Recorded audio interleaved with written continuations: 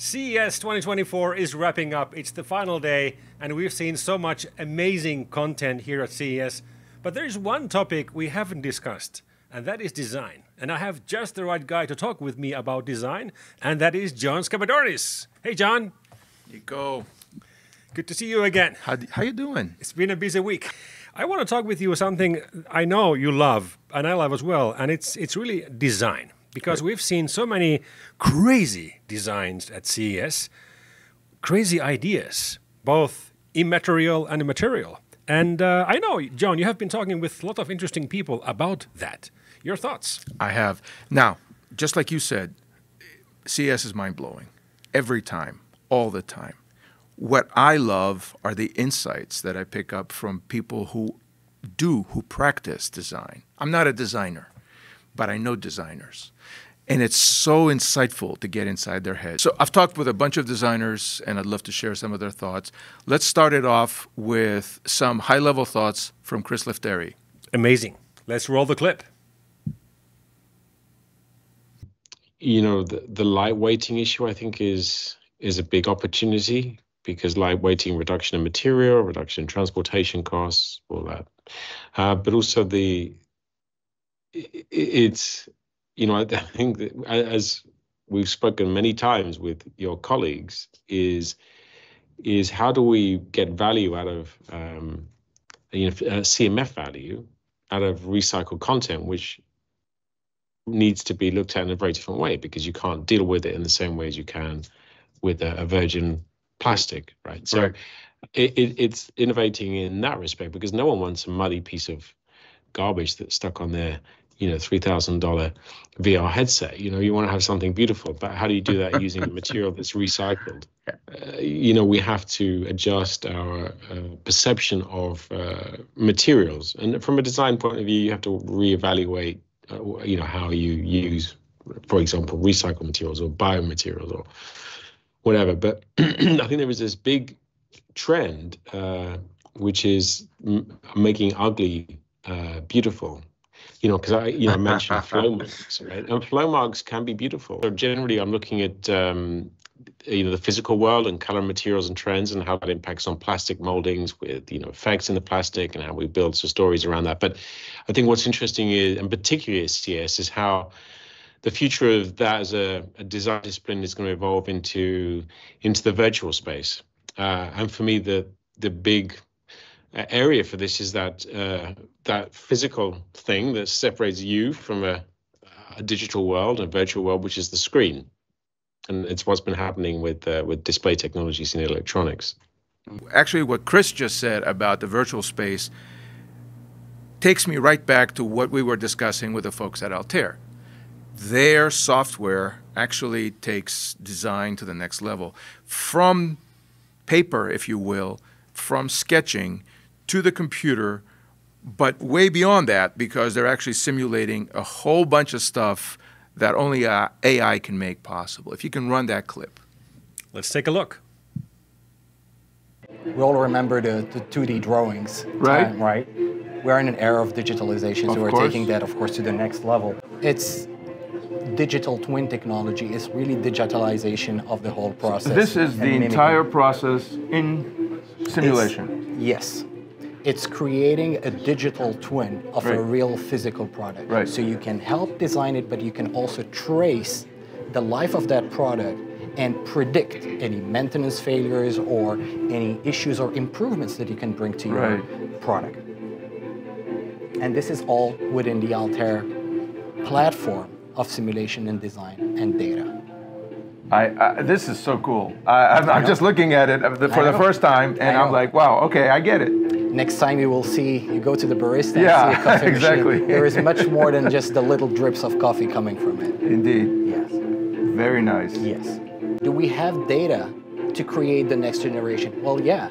People have been accumulating data, and we can bring it in here and now to all make of a sudden, the process more intelligent. you build a full model. Absolutely. Very nice. Absolutely.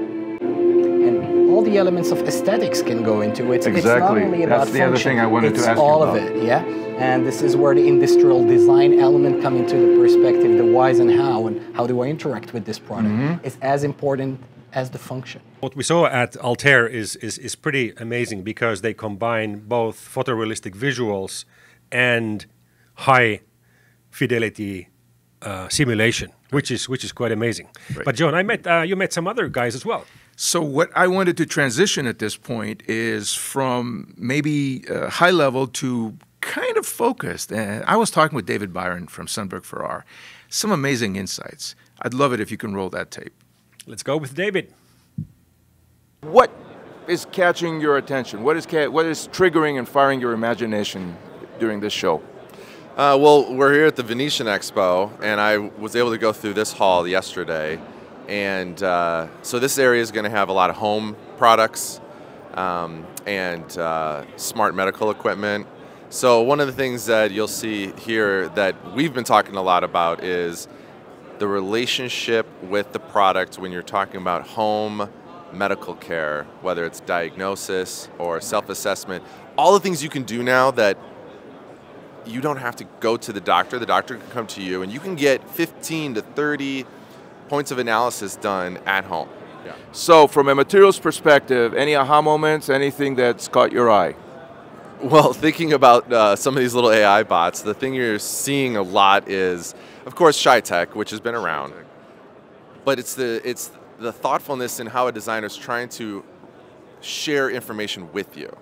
So if it's a backlit translucent display that can just be soft and frosted when it's off, or do I want it to be shiny? How do I handle the reflections? So then am I putting really high-res imagery on it? I need to show somebody some really detailed data, right. Or is it just like eyes blinking? Right. And if it's eyes blinking, I can hide that when it's off. So I'm seeing a lot of transparent, translucent materials, almost like a throwback to the 2000 when plastic had to be, everything went clear, right? The whole Apple colored iMacs and you know, the Harman Kardon speakers that were really hot when I was in design school in 2000. Any insights as far as emerging color trends? I mean, there was a period where black and white was king and everything else was dirt.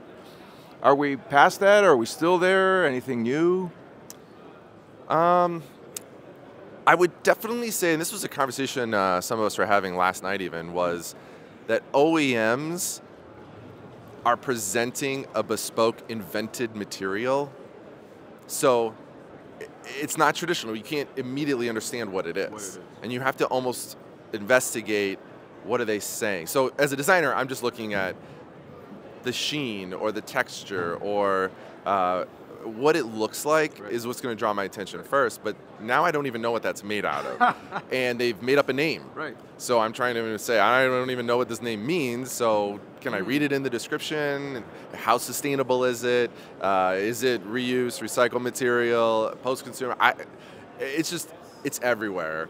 And it's kind of exciting for OEMs to be stepping into that. We are going to have to invent a material, and working obviously with somebody like yourself would be the route to go to do that. But it still has to look good. Yeah. It has to be cool. It has to have a nice texture. It has to achieve what you're trying to do. Very, very insightful. Closing thoughts, anything else? Anything we haven't touched upon? Anything that you feel industrial designers should be aware of? I just think as designers, as obviously AI is the hot topic, we need to make sure that we're working with a team and a marketing agency that's telling a story, that we're not AI washing. Right. So, hey, I've been coming to CES probably 8 out of the last 10 years. And a decade ago, it was just the word smart. Smart hairbrushes and you know, ridiculous products all of a sudden got coined smart when it had a sensor in it. Right. And now that the sensor can tell you something, all of a sudden we're saying it's an AI product. So I'm seeing products that I saw the exact same product 3 years ago. It doesn't really do that much more, but it has some level of processing intelligence. And now it's a very simple product, but it's AI now. It's an AI-powered XYZ, you name it. Right. And it's a little ridiculous at some point where you're like, okay, you're just basically replacing what you called smart 5 years ago. It's AI-driven. Right. And I know that product is not really what we're talking about. When we talk about true AI-powered technology, there's legitimate stuff out there, but it's inevitable to proliferate across every product category, from a lawnmower to wearables, and some aren't really AI driven, but now it's everywhere. So that AI washing is a little annoying. So AI washing, certainly. It's a term. Yeah, it used to be smart, now it's AI. But we have seen some true AI during CES. Maybe, John, you want to talk about that? I do. And actually, the one that sticks in my head is a beautiful combination of materials and AI. It's this cutting-edge bicycle safety system that was designed by a company called Velo. However, we've been talking with the people that made the components possible. And I want to stress this because I feel designers everywhere are going to get this.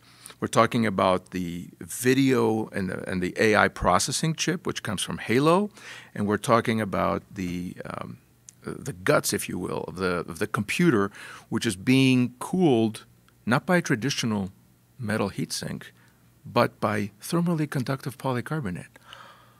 Wow! Which not only takes the heat away, but it also blocks potential contamination from dust, water, and even vibration resistance. It's a pretty smooth product. I think you guys are going to love it. Roll the tape. Let's go to Halo. So the wonderful thing here is Velo has created, along with Hellbender and Covestro, a device that really can save lives and utilize AI in a really powerful way. So what this is basically a device that will sit under a bike seat, as you can tell, and alert a biker to oncoming cars or other things that might come along and knock them off the bike.